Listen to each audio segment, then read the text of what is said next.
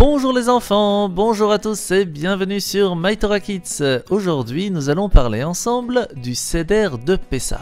Dans le Seder de Pessah, il y a en tout 15 étapes. Nous aurons besoin du plateau, ainsi que 3 matzot, d'une Haggadah de Pessah et bien sûr les 4 verres de vin ou de jus de raisin. Comme dans tous les repas de fête, nous commencerons avec le Kiddush. Mais pour le Seder de Pessah, cela s'appellera Kadesh. Nous allons prendre donc tous ensemble, toute la famille, un verre de vin ou de jus de raisin dans notre main droite.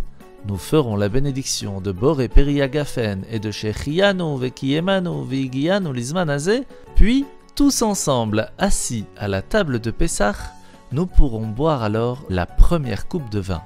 Attention, tous les garçons devront être accoudés sur le côté gauche avant de boire la première coupe de vin. Juste après le Kadesh, nous passerons alors à la deuxième étape, le Urchatz. C'est là où toute la famille va se laver les mains avant de tremper le karpas dans l'eau salée. Comment fait-on ce lavage des mains? Eh bien, nous ferons comme si nous allons nous laver les mains avant de manger du pain. 3 fois à droite et 3 fois à gauche. Attention, avec une grande différence, c'est que cette fois, nous ne réciterons pas la bénédiction Al Netilat Yadayim.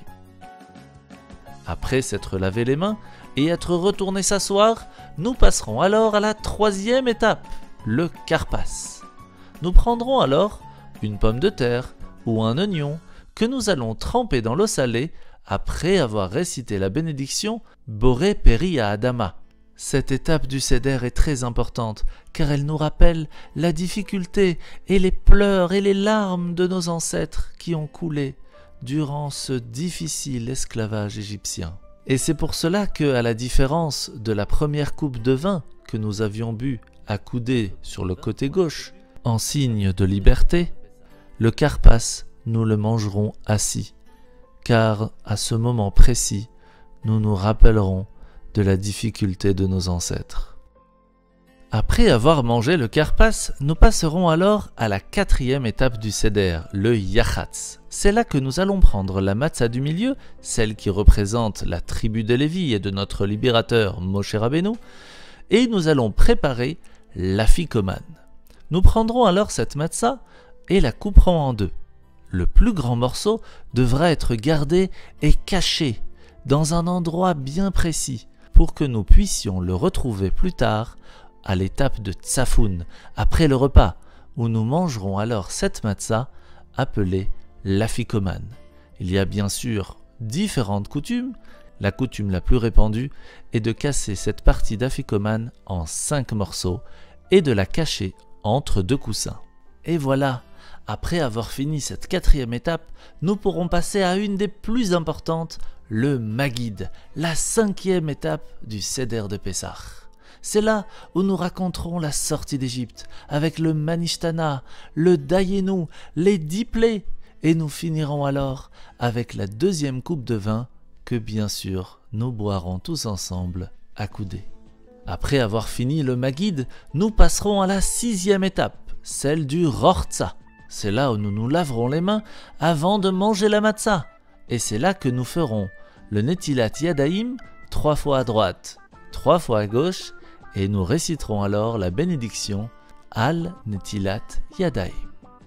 Juste après, et bien sûr en silence, nous irons nous asseoir tous ensemble autour de la table pour faire les 2 bénédictions qui nous permettront de manger de la matzah ce soir.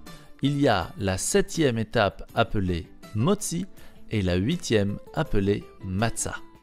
Pour commencer, nous prendrons dans les mains les 3 matzot ensemble, celle du haut, celle du milieu même qui est cassée et celle du bas. Nous réciterons alors la bénédiction Amotzi lechem min haaretz. Nous mettrons alors de côté la matzah du bas et nous réciterons alors la bénédiction Al achilat matzah. Et c'est là que pour la première fois cette année, nous mangerons accoudés sur le côté gauche la matzah du Seder de Pessah. Après avoir mangé la matzah, c'est là que nous passerons alors à la 9e étape, celle du maror.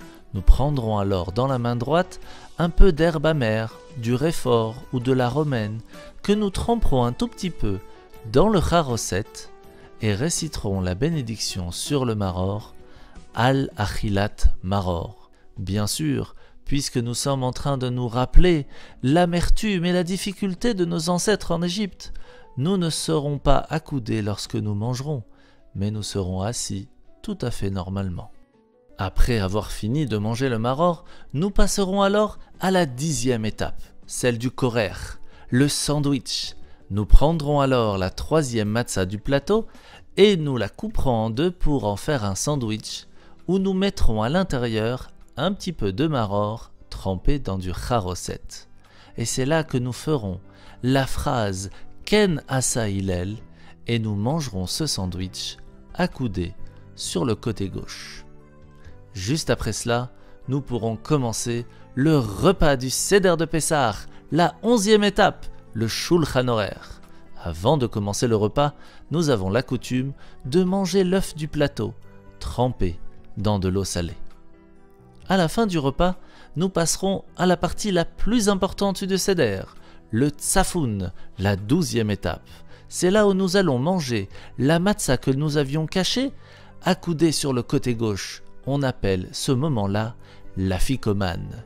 À partir de là, nous ne pourrons plus rien manger d'autre, jusqu'au lendemain matin. Bien sûr, après avoir bien mangé et être rassasié, il faut dire merci Hachem, grâce au Birkat Hamazon. C'est la 13e étape, appelée le Barer. On se versera alors la 3e coupe de vin et nous nous préparerons à recevoir aussi Eliyahu Hanavi, notre prophète Élie, qui nous protégera pendant cette soirée de Pessah et pendant toute l'année. Nous ouvrons alors les portes de la maison en se souvenant que cette nuit nous sommes protégés de tout. Nous réciterons alors les textes de Shephor pour demander à Hachem de nous protéger de ceux qui nous veulent du mal.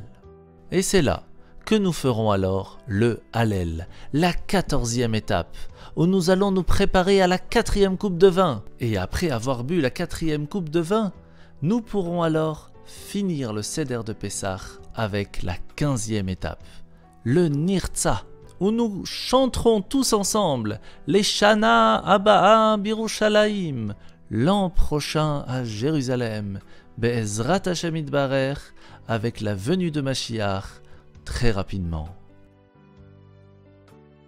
J'espère que vous avez passé un bon moment dans ce Seder de Pessah avec My Torah Kids, en vous souhaitant de passer une très belle fête de Pessah, un Pessah Kasher Vesameach.